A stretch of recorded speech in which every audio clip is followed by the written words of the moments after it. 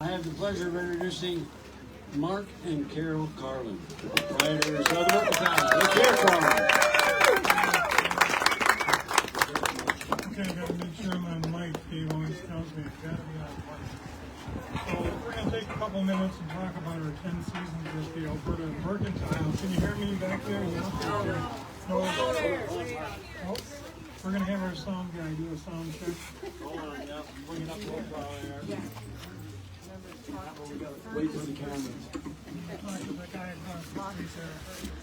Got the red hat on. Okay, the guy with the red hat, can you hear me? Can you hear us? Yeah, okay, the guy with the red hat. All right, put the mic down again. Welcome, everyone, and thank you for being here today to celebrate these two wonderful people, Carol and Mark Carlin. We moved here, actually not until 2020. We bought the house, the old boarding house over here in Lincoln, in the fall of 2019. So we really didn't meet Carol and Mark till 2020. But they became close friends and collaborators in all kinds of projects. And if you hear it, you know, they had a great radio show, which we're going to twist our arms now that the store's closing and get them back on the air as the Replaceables. Yeah! Doing a great show for us. But such incredibly special people. And, you know, this store, even though it's only open about 35 days a year, really is kind of the heartbeat in the summer of the Village of Elberta, right? Everyone pops in here to say hello, to catch up on the neighborhood news, to check in with Carol and Mark. And so we're sad to see it go, but we know that we're not losing Carol and Mark, and we're going to tell you all about that. We're going to let Mark first have a few remarks. And don't leave after the remarks are over. What we'd like to do is get a group photo of everyone here in the front, okay? So, stick around.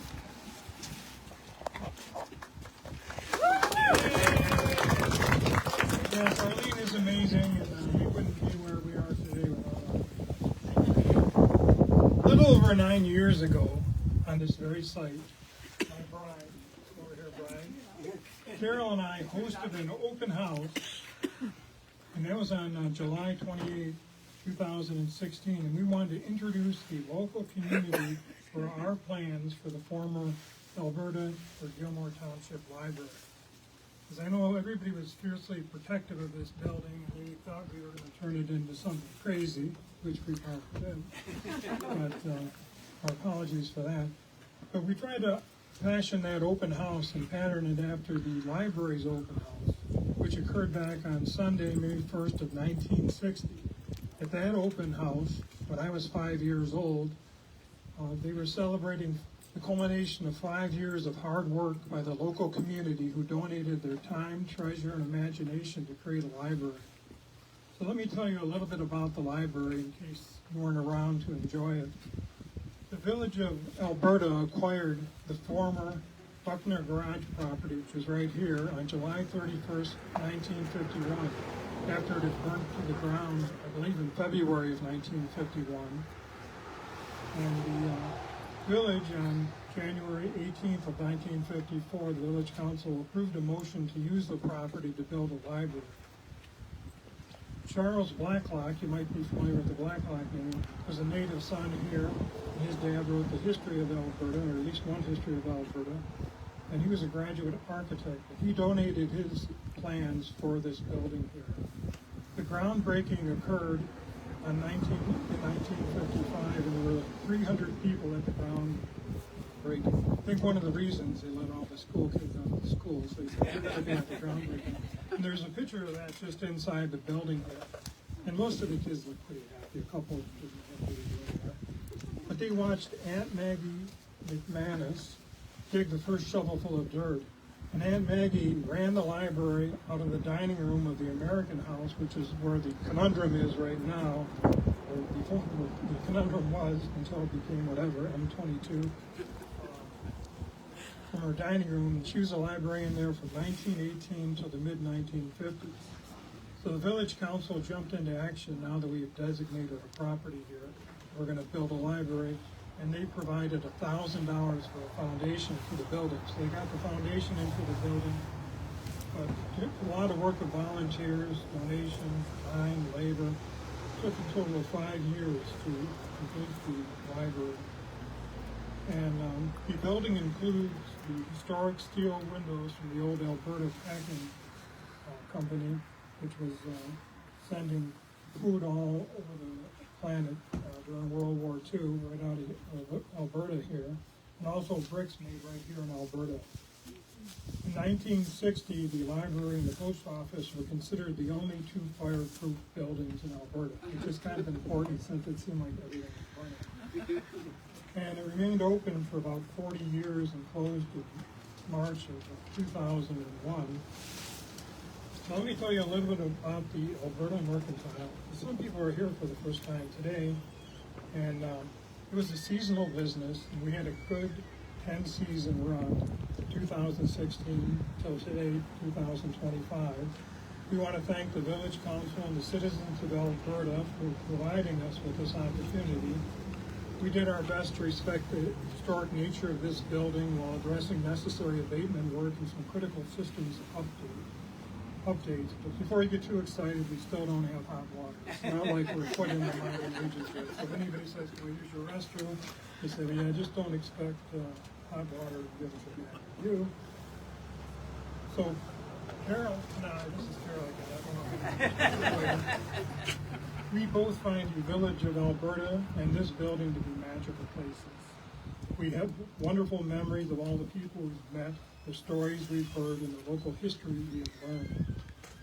And we wanted to take this opportunity to address our most common question and our most common complaint. Our most common question is, do you take this stuff in every night? Well, I always look around and I say, only the stuff we don't sell. So, you buy all this stuff today? I'm not taking it all. And our most common complaint is that you're never open. Usually the people that say we're never open come here at around 7 o'clock at night when we'll almost have everything put away, and they say they're never open. But Carol and I went back over our 10-season run, and on average we're open 35 days a year, like Arlene said. So 35 days out of a 365-day year. You think these customers complaining were either 90% right or absolutely wrong. So we're going to leave that to history to decide which was the case, because, it's too hard for me to say. I might be biased.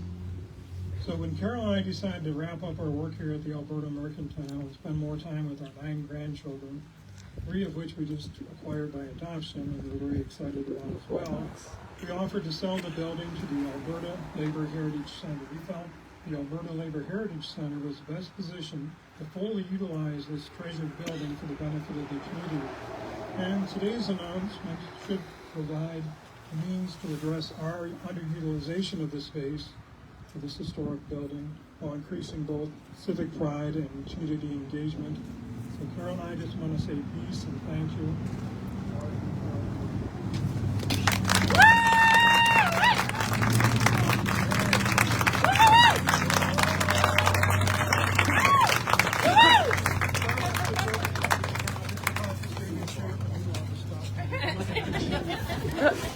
Let's hear it again one more time for Carol and Mark.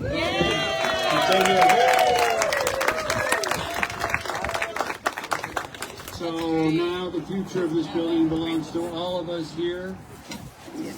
So we've got to step up. We've got to dig deep and make this happen. We've got till about mid-January. We're trying to raise about $75,000. And we're putting in for grants and other things and making all things, getting it all together. But for us to make this real, we need individuals to step forward. So this is going to be a great community space with history exhibits, and we'll be moving the radio station. I know the DJs are here, are happy to hear out of the trailer and into the bunker. I don't know. So that'll be the office room, will be the studio, and the rest will be a community space, history space, where we hope to get exhibits, work with the Benzie Historical Society, as well as many of the individuals in the crowd. We can't, I can't say enough. There are three guys, one of them here today, I think, and I don't see Jim Gilbert, and I'm forgetting. So. Ken Holmes, yes. Jim Gilbert, Ken Holmes, and Andy. Is Andy here? And Andy Mickham. These guys have got stories, and there are many more guys that got stories. People that worked in agriculture, people that worked on the boats, people that worked on the railroads, people that worked in the iron. So we just want to capture those stories, and we want people that when they come to this area to understand how this came to be. This was a workers' community, and people, when I asked Jim Gilbert, and he said it to me many times, I said, well, what was it like, Jim? He said, well, did you ever watch the Waltons? He goes, do you remember Mayberry?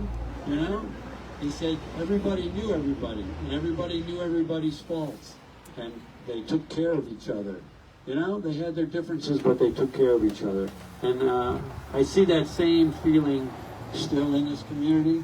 We just gotta, put a little more biochar on it. That's all. And make it grow better. So there is a way to give. If you're not on our email list, we have donation forms up front. We also you'll see it on Facebook. So and we'll keep asking you, and you'll keep coming forward. We know this can happen. But I want to give another great thank you, and we have something for Carol and Mark. Is it time? Okay. Carol, Mark. So we're going to build a wall in here of, well, we'll get to that later, I guess. Because I was talking to Ken Holmes, and I wanted to say, Dave and I just took a trip up to the UP, and we went to Manistee. And Dave is crazy about the car ferries. If you don't know him, if you get into a conversation, it's going to go there. And so, the car ferries used to go to Manistee. So he's like, oh, we've got to talk to people about it, and find out what's left here. And, like, everyone we talked to had no idea about the car ferries in Manistee. And we're like, oh my God, this is what we don't want to happen in Alberta, right? Because it wasn't until we went to the Historical Museum that we found somebody who knew that the car ferries used to come into Manistee. That was sad. And so this is really important, I think, to try to preserve history. And what Carol and Mark have done is so super special. You all may not know, but we were looking, Mike Smith down here at the end of Furnace has been trying to donate his house, which we were interested in. We're like, it's an historic house, a worker's house, and if we could find land to move it to, then we could make that the history center, right? But and going through all the logistics of that, there's a lot of cost involved, right? And they came to us and surprised the heck out of us and said, we think the History Center should be at the Mercantile. And we don't want to make any money off this building. We're going to give this opportunity to you at this price, which is just to get what we have out of it. At $80,000 is what they're giving us this building at, right? Wow, amazing. So what an incredible gift to this community that Mark and Carol have made. And we wanted to recognize them. So we were having a board meeting and we were talking about how we would recognize donors. And Mark's like, well, I have all these antique rolling pins. Maybe we could engrave people's names on these rolling pins. So we figured we might as well try it. And thanks to Mike Tarkington, who does laser engraving, he has engraved Carol and Mark Carlin and the Elberta Mercantile.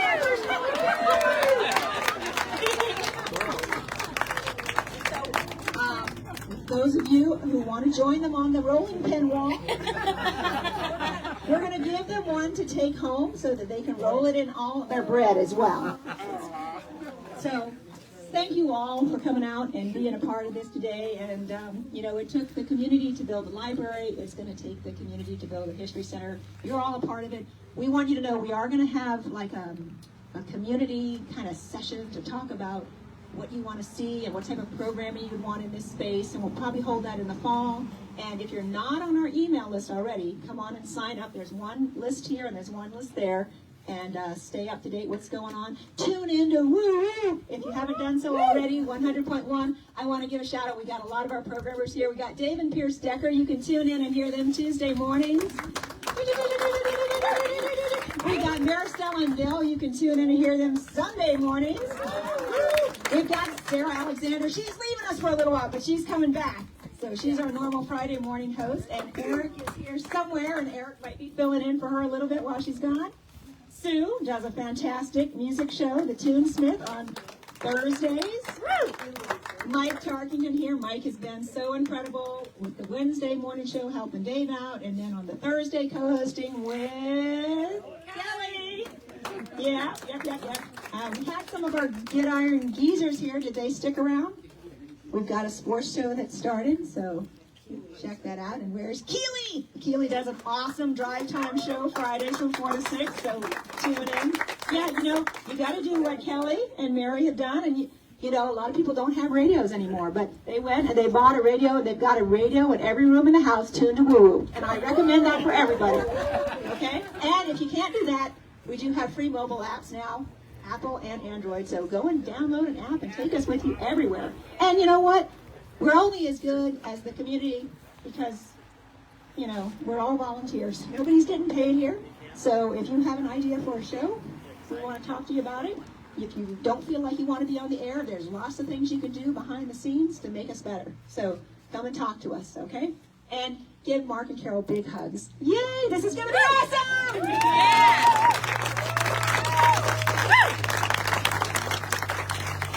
And I will go back inside if you want to buy anything. I'll be at the cash register.